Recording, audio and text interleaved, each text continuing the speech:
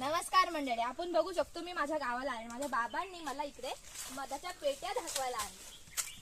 हे बघा, हे सगळ्या मधाच्या पेट्या आहेत. ये पुढे त्याच्या आतमध्ये माशा असतात आणि पोळे.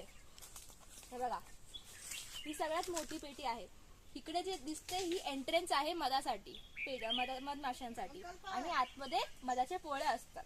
हे आपल्या फॅक्टरीमध्ये रेडीमेड भेटतात किंवा आपण झाडावरची सुद्धा काढू शकतो. हा अशा मधाच्या पेट्या आहेत आणि हे पूर्ण हा मागचा वातावरण. आपल्याला कधी पण अशी जागा निवडावी लागते जिकडे जास्त फुलं असतील, ताकी मधमाशा जास्तीत जास्त येऊन आतमध्ये जाऊ शकतात. आता या एंट्रन्सच्या पुढे आपण जर उभे राहिलो, जर समजा आपण या डोरच्या पुढे उभे राहिलो तर आपल्याला मधमाशी चावू सुद्धा शकते, कारण की हा त्यांचा मार्ग आहे आणि आपण हा मार्ग रोखू शकत नाही. खालचा फ्लोरचा मध तसाच राहू शकतो, सुपरचा मध आपण काढू शकतो वरच्या.